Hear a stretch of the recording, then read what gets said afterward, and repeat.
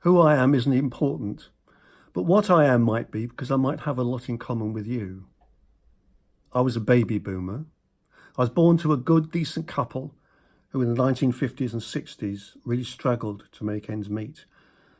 My dad was a delivery driver, my mum was a shop assistant, and their combined salary was very modest. I remember on one occasion we had to buy my school clothes from Woolworths, and the shirt shrunk so much in the wash that I had to keep my jacket on at school, even in hot weather, so that other pupils couldn't see that the cuffs had retreated halfway up my arms. They weren't a politically engaged couple.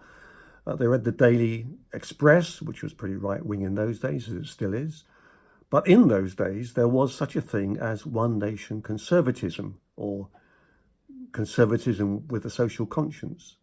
After all, it was the Tories who built nearly 250,000 council houses in 1953. Last year, they built 2,500.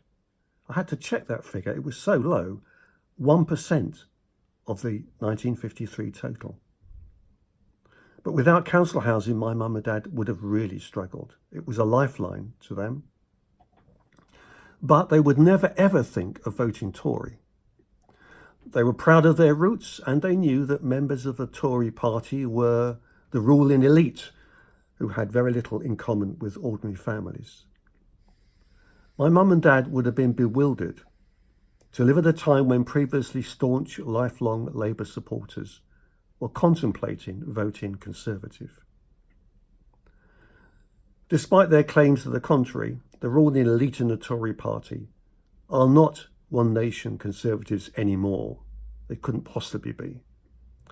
Alexander Boris de Pfeffel Johnson went to Eton. Born into a well-off family, his net worth is reckoned to be about £1.5 million. But Jacob William Rees-Mogg, who lives in a 17th century Grade 2 listed manor house and has 2 vintage Bentleys and properties in London, has a net worth estimated in excess of £100 million. Michael Gove had much more modest upbringing, but he was the one who in 2005 proposed the dismantling of the NHS and its replacement with a private insurance scheme. According to the Daily Mail, 23 of David Cameron's 29 cabinet members were millionaires. I wonder if that figure's changed much since those days. But more significant is the fact that these guys were the architects of austerity. They imposed it on the country. Now, whatever the views might be of austerity, there are some are for and some against. Nonetheless, it was a political choice and they made it. And it's led to extensive suffering, and it still does. I'm sorry, I'm going to inundate you with some figures now. The King's Fund reckon that adult social care has experienced an unprecedented 5 consecutive years of cuts and now faces a funding gap of more than £4 billion. The Local Government Association, or LGA, estimate that councils will have suffered a 77% decrease in government funding in the last 5 years alone. Government spending on children at risk of neglect or abuse has been slashed by 26% and spending on children's centres by 42% over 5 years. Next year, the LGA calculates councils will have faced a reduction of £16 billion worth of core funding since 2010. The results? Libraries closing, play centres closing, children's centres closing, youth clubs closing, schools having to rely on donations from parents to make ends meet, and food banks. Food banks in 21st century Britain. As we know, they exist largely because of universal credit and its underfunding. What a national disgrace.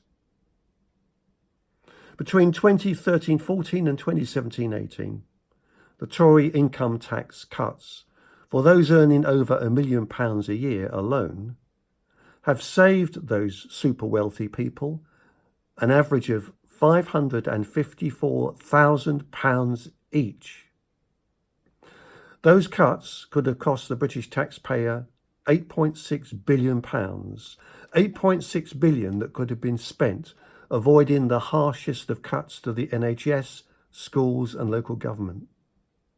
The money could have paid for tens of thousands of additional nurses, teachers and police officers for each year over 5 years. And it could have helped solve our social care crisis.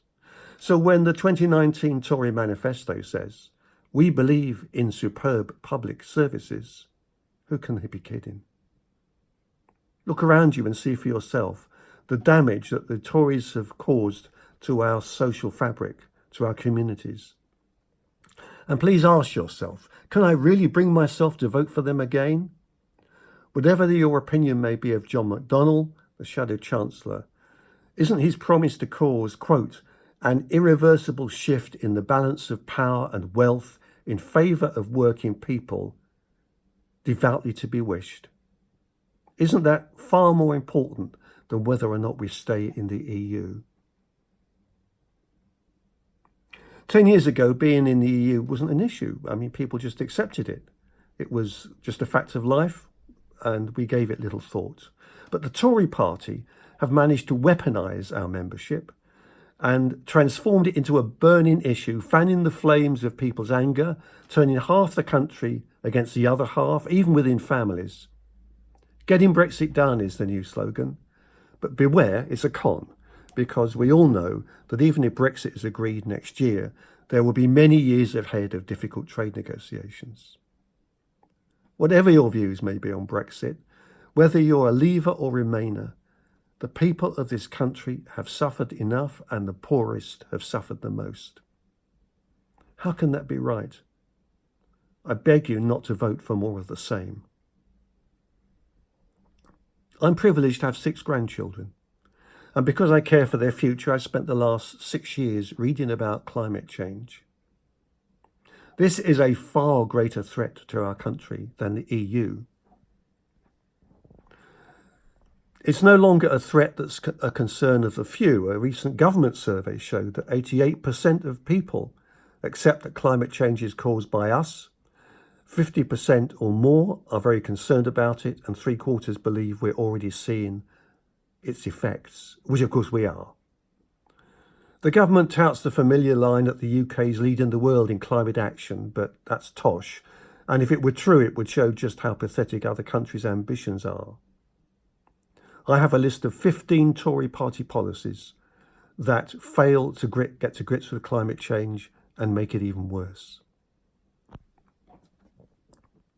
The Conservative manifesto proposes the planting of trees over an additional 75,000 acres.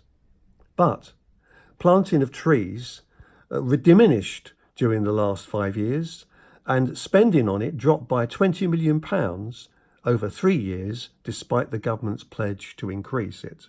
So can we trust them on that? The environment receives just a few pages in the Tory party manifesto this year, compared to 22 pages from the Green Party, 16 from Labour and 10 from the Lib Dems, all 3 of which have ambitious plans to tackle the climate crisis. The Brexit Party haven't published a manifesto, but their so-called contract with the people devotes 1 sentence to planting trees. UKIP thinks that man-made climate change is a dogma. They don't believe in it.